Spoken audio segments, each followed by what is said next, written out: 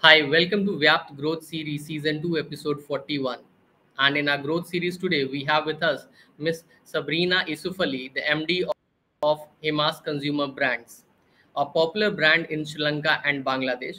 Hemas employs over 4,500 people globally and has interest in consumer healthcare industries.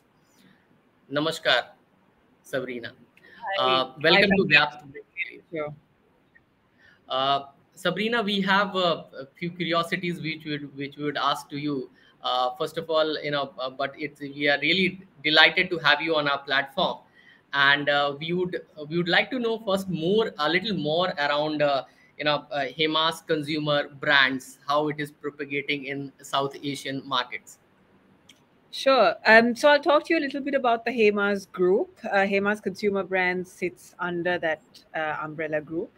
I'm fourth generation. So my great grandfather started the business in 1948 in Sri Lanka. He started it as a little chemist and a druggist operation just outside the capital city, Colombo. Since then, the business has grown significantly. My father started the consumer business in the 1980s. We then took the company public in 2003, so it's been close to 20 years now. But I think there was one founding principle that governed what kind of businesses we went in, and that really came from my grandfather and my great grandfather, which was that we wanted to be in businesses that would increase the accessibility of healthcare and consumer to the public at large. So we wanted to be in businesses that we felt improved a family's quality of life. And that has really, all of the businesses changed significantly since 1948. It has really defined the kind of businesses that we're in and the kind of impact that we want to make through our portfolio plays. And today we are in Sri Lanka. A big part of our business is in Sri Lanka, but we also have a business in Bangladesh, and we export around the region as well. Hemas Consumer Brands, which is the business that I run, has about 25% share in the home and personal care market, and we do products all the way from laundry to soap to personal care products like toothpaste and face care. Sabrina, you talked about a very powerful statement, and your business talks about caring for the people, and that's where this thought of statement comes into place. And you are catering to the needs of around 25% market share in Sri Lanka. Can you talk around the growth prospect of this personal care industry, and not limiting to Sri Lanka, because I'm sure you have your interest also in Bangladesh market and other markets as well. So can you talk a little around the growth prospects, and what kind of sustainability measures as an organization, since you are also a listed company in Sri Lanka, the kind of sustainability organization you are actually putting in practice? Sure. And I'll start really focusing on some of the mega trends that we see in South Asia and why I think that bodes well for growth prospects in the FMCG industry. There are three mega trends that I think are going to significantly change the growth prospects of a consumer business in South Asia, particularly a business focused in personal care. The number one factor is that we see more women going to work, more women spending time outdoors. So I think this bodes well for categories that are typically in our markets have lower household penetration. So categories like color cosmetics, categories like face care, categories like sanitary napkins. In our markets, household penetration ranges from say 25%, which is much lower than most developed markets. So I think with more women going to work and spending time outdoors, we are going to see an explosion of household penetration in these categories, and that bodes well for businesses that have set up brands and products in these spaces. So that's sort of trend number one. Trend number two is that a lot of consumers in South Asia are spending a lot of time and money on preventative health and well-being.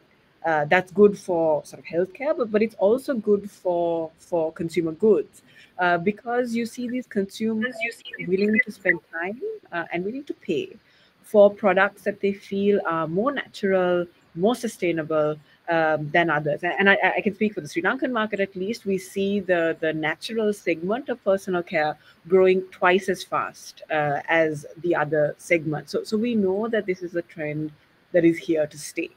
And thirdly, and that sort of relates to your question around sustainability, which is that we see more millennial and Gen Z consumers coming into the market. Of course, in South Asia, our birth rates are much higher than most other developed markets. So you see the consumer base around millennial and Gen Z consumers really growing. And you also see preferences in this segment to be quite different from the preferences of the generation before them, in that they're not just paying money for products. They're buying into brands that they feel align with their values. They want to sort of buy brands that they feel are progressive, brands that they feel are environmentally conscious, brands that they feel are leaving their communities or their countries in a better place than when they found it. And so this becomes a part and parcel of their selection process. And so it's not the art of brand building is not just about building great products and services. It has also become about leveraging these assets to advocate for the issues that matter. And I think this is something that all of us in South Asia have to take very seriously and on board into how we do business. Okay. Sabrina, you talked about that today the youngsters want to get associated with a brand which defines their thought process.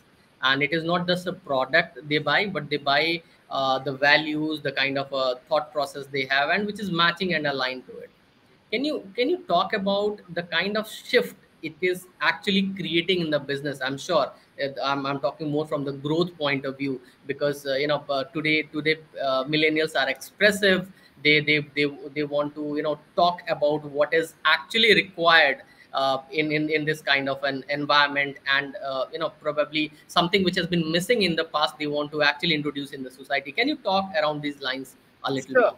So in terms of growth, I think this trend bodes really well for players that really understand this shift, that understand that there are new needs emerging in the consumer base, and solve for them. So I think particularly for niche players that sort of are very close to consumers, that understand those insights, that solve for a progressive brand and a good product, I think have a much better chance of winning in the market. So just like needs have become fragmented, I think it also has created a lot more room for multiplayer markets, right? So millennial and Gen Z consumers don't want to buy a one size fits all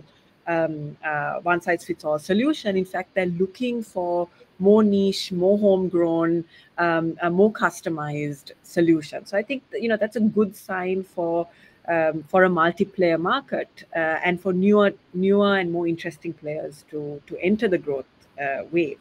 And secondly, I think it also allows us to look at the market with a different lens, right? So, for example, I'll tell you a product that we launched over the last 2 years, which is that we saw that a lot of women were not using a sanitary napkin, not just because of price, but because they felt that the product had a certain stigma associated with it, right?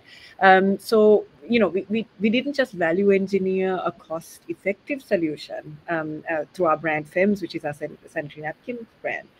We actively partnered with civil society and grassroots organizations to sort of go into schools, to go into apparel factories, and to start educating women about the importance of using these products, and why that sort of meant that the menstrual health and hygiene was in a better place rather than using cloth, which a lot of women do use in Sri Lanka. Only 1 in 3 women in Sri Lanka use a sanitary napkin on a monthly basis. And we saw that this extra effort that it took to really raise awareness about an important issue actually paid off in business terms. Because this particular product has had phenomenal growth. It has, in a very short period of time, we've taken over 8% of market share in this category. And so, what I think is that we are living in a world where purpose and profit are no longer diametrically opposed, right? If you sort of look at the market in a way that brings those two things together, I think there are also interesting growth opportunities that can drive consumption and brands forward. That's so true, Sabrina. You talked about purpose and profits go hand in hand for any business to prosper. We just talked about the growth of this consumer brands industry, and from here, I would like to move to my second curiosity, which is around innovation. For any growth to happen, I'm sure innovation plays a very important role. And can you talk around what are some of the current or upcoming innovation, maybe in the sector, or maybe as an organization which you are doing in your organization, uh, which is actually going to impact the growth of the organization in coming years time? And can you you already employ a good amount of people, across the globe, as part of a Hemas group. What is the kind of employment generation opportunities, both as a direct employment and indirect employment, which the industry is going to create in years to come? Sure, I think that's a great question, Pankaj. So for me, I think innovation starts with, what is the problem that we want innovation to solve for? Which is, I think there are two truths that we're going to have to embrace as an industry. One is that consumer needs and preferences are changing much faster than they did before. And secondly, as I alluded to earlier, there's a ton more, small players that are finding it very easy to come into the market, right? So competitive intensity is going to also become much more accelerated than it was before. I think those two things mean that, companies like us, especially large legacy companies, really have to figure out how they're going to use innovation to adapt their operating model to be able to compete in this reality, right? And I think, innovation for me, that's why it goes beyond a product. And really, it's about how do you reorganize those parts of your business to deliver more value to the customer at a breakneck speed. And so I think, innovation for me, yes, I think a big part of it is being, is building a set of winning, game-changing products. I think there's a ton more room to innovate into naturals, where we kind of figure out how to take, everything that is rich in biodiversity terms in Sri Lanka and fortify that with scientific solutions to make our products more effective. But I think that's something that we're doing on the product side. But I think beyond that, it's really about changing how the business operates at its core. So I think if done well, consumer-centric innovation can really transform every function. For example, it can transform how you think about running a factory. In the industrial age, you would run a factory. Efficiency would mean that you run a factory with long runs, with quite inflexible. You fix your monthly production plan and you stick to it no matter what happens. But I think that's no longer tenable in a world that is changing very fast, right? So maybe now customer-centric efficiency means that you are able to cater to dynamic choices, that you're able to give variety even in the same run. So it's about thinking how you reorganize how we think about manufacturing and efficiency. Similarly, if you think about sales, right? Earlier, you had a basket of goods, and your sales force sold the same basket of goods to your 80 or 90,000 outlets that you went to. But now, really looking at sort of customer centric innovation. Maybe you need a completely new way of serving your customer. Maybe you need a totally new basket for different channels depending on geographic or individual preferences. So I think it's really figuring out how you're going to change every aspect of your business to facilitate what is what is demanded of us, which is enhanced customization, enhanced personalization, at a speed that is almost double what sort of was required of us in the industrial age. So I think for me, innovation is very much about how you infuse a whole organization with that culture, as opposed to how do you infuse a set of products and services to outperform. Okay. And sorry, you asked a question Sabrina, around, what it means for indirect employment. Let me address that. employment. So I Correct. think Correct. when you're looking at innovation at speed, or really making a much more agile and responsive customer sort of centric organization, it's also important to realize that you can't do everything yourself. Because then you just will not be able to keep up with the pace that is required of you. So I think if True. you want to be fast to market, you have to partner into it. So a couple of things that we're trying is we're kind of running an open innovation program where we partner with universities and other sort of SMEs to accelerate our innovation pipeline. We have consumer co-creation panels where we kind of sit with consumers and really hammer out the need, develop a product then and there, test it sort of in real time. So that again cuts the time that you're sort of spending on doing month-long formal consumer research that will take you much longer to get to market. We've also kind of looked at rolling out a community selling model where we partner with women to go door to door and sell our products and detail these personal care products to consumers, and that we feel is very effective because peer recommendation ultimately is much more valuable in some of these categories than an advertising campaign. And so I think all of these sort of different partnership models also open up spaces for indirect employment because ultimately it's about fragmenting the value chain and figuring out, okay, what is that thing that I'm excellent at, and I will sort of organize my core business around doing that better.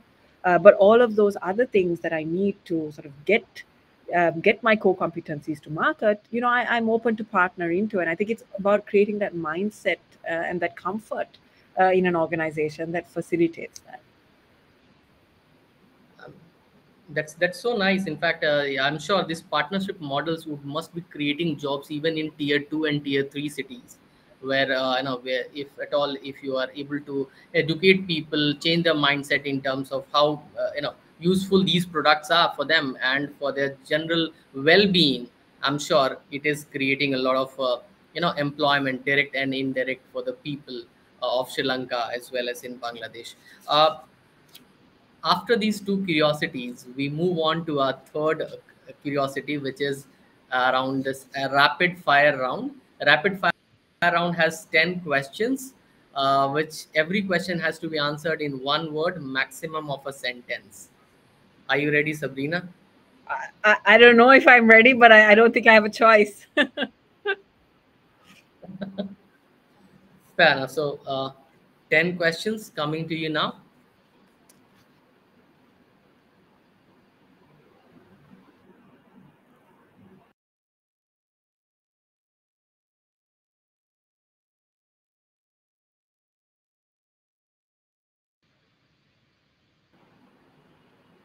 Okay, so I'll start with the first one.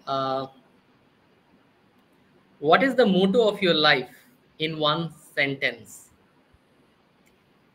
Embrace change. He said, embrace change. Yep. If your life was a story, what would be the title of the story? Don't take no for an answer.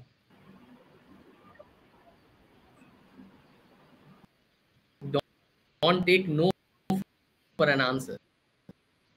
Yep.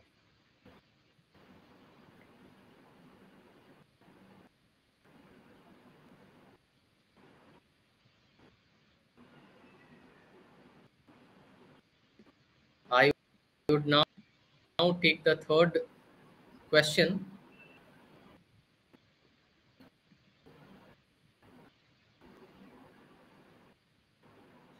You said that don't take no for an answer as your second one. So I would now the third question now. Shall I? I would now Yep, move on to question, which is, fire away. yeah, best compliment you have ever received. That I build a high performance team. Okay. What is one food you would never want to give up? Thai food. I cannot live without it. Okay. Favorite place to visit? The beach, for sure. I feel instantly at peace. Are you an optimist or a realist? I would define myself as cautiously optimistic. I know that's a cop out because that's kind of in between, but I think that defines me pretty well. One advice which changed your life? Get comfortable with being uncomfortable. Okay. If you could make up, you know, uh, for a holiday, would you name the holiday like? Me time. Okay. What would it be if you could only take one thing to a deserted island? You can take only one thing. What's that thing? I would take a ship so I could get out of there. Okay. Uh, the last question. Are you a dog person or a cat person? Definitely a dog person. I have a Rhodesian Ridgeback that would be very upset with me if I said I was a cat person. Okay, so 10 on 10 to you. You know, some very straight answers of these questions. Well done, Sabrina. And now we would like to move forward with our fourth curiosity, which is about you as a leader. Uh, Sabrina, you talked about you being the fourth generation, entrepreneur in your family and running the business, taking it at the next level of growth. Can you talk about what are the memorable lessons which you must have learned from your colleagues, family members, and how has it impacted your leadership style? And if you could tell something more about yourself, the way you actually, run your business, what are certain ethos through which gives you direction to run the business, that would really great. Mhm. I'll sort of talk about two big lessons that I think I have learned from my mentors and through my leadership journey. One is it is incredibly important that as a leader that is chartering a path to growth in an uncertain environment, that sort of the leader herself is growth minded. And I think that this is easier said than done, particularly in markets like ours that are very volatile and uh, uh, very unpredictable. But I think that if you sort of constrain your thinking around growth to the kind of resources that you have today, I think that your ability to really drive a business towards exponential growth will be limited. So I think for me it's about getting out of the can you do it, or do you have enough resources to do it, or how are you going to pull this off, to why are what is the castle that you are building, why do you feel that you can win, and if I have clarity on that, I think the resources typically will follow. But I think most leaders start with the kind of resources they have and then try to kind of figure out what growth looks like on top of it. But I think it's important as a leader to flip that mindset, so that you can motivate a company to think beyond their means. That's one. Secondly, and this is sort of very relevant to me because typically when you're trying to change so much and trying to grow very fast, I think there's a tendency to sort of get caught in the weeds and spend your days doing very operational stuff that ultimately doesn't necessarily change a business's ability to create value. And some advice that I got very early on, and my mentors definitely hold me accountable to this, which is the importance of prioritizing your time so that you spend a disproportionate amount of your time working on the business and not in the business. And so really, how are you transforming a business's ability to create value? How are you positively impacting on the culture of an organization? And really, your only job as a leader is to sort of change the business's sort of operating environment so that it can perform better. And I think often, when you're firefighting and you're caught in the day to day, you can forget that. And so I think, that has been something that I've relied a lot on my mentors to sort of hold me accountable to. And that has helped me also not take my time for granted, because it forces you, once you figure out how you're going to work on the business and not in the business, it forces you to be really intentional about where you spend your time, who you spend it with, and what you get out of it ultimately. That's so wonderful and so inspiring to know things like that, Sabrina. We have a viewer question with us. If you'd like to take it up, could you kindly talk around the business strategies employed by Hemas that enabled you to effectively navigate through the economic crisis which recently happened in Sri Lanka, primarily in terms of supply and demand dynamics? Yep. Um, so I'll start at the end and then tell you how, right? So the end is that after a very difficult year, where sort of our main multinational competitor was at a significant advantage to us, we actually grew share. So how we did it Mhm. is, I remember this time last year we woke up and we only had 75%, 75 to 80% of the dollars that we needed to import our key raw materials to make our products. So very quickly, Mhm. we had to decide, what parts of our business was important, what parts we were willing to let go, and you had to approach it very, very rationally, because it was a matter of survival. So what we did is we kind of prioritized the parts of our portfolio that we felt would be sort of rewarded at the end of the day, because they came with higher margins, and they were that sort of the brands were very strong. And so we really prioritized on getting supply in those key categories, and we said, look, the rest can wait.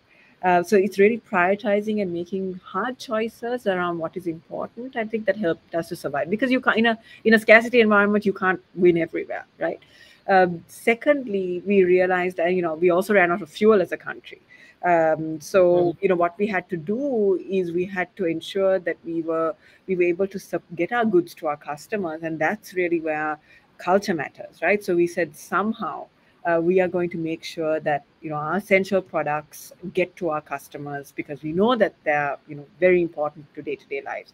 And the sales force actually went that extra mile. They took our products on buses, they took e-bikes, and they went to the outlets. So I think it's really about creating uh, a force within your organization that's willing to go that extra mile to service demand, even when the odds are stacked against them. So that's the second thing that I think worked for us in the crisis. And the third thing is, because we are a local organization and we have the ability to customize, we sat down with our consumers that were obviously finding it very, very difficult to navigate the high inflation. And we said, okay, in these categories, what are the attributes you value? What don't you value? And we value engineered products around the set of needs that they cared about. So we were able to formulate these products at a similar quality standard based on sort of what they wanted, at a significant discount. So they were able to buy into these categories even in the worst of times. And I'm sure sort of that is why we were rewarded for it in market share at the end of the day. That's quite a good strategy. I'm sure you have made at the time of crisis, which has actually helped your organization to propagate and take things forward to the next level of growth. Thank you so much, Sabrina, for this lovely heart and mind talk. I'm sure our listeners must have got a good gist of business knowledge and ideas around it. And thank you for being, so humble and taking all the questions. And you've done a great job also in rapid fire rounds. Thank you so Thanks, much for Pankaj. Thanks so being a much. part of that. Thank you. Thank you.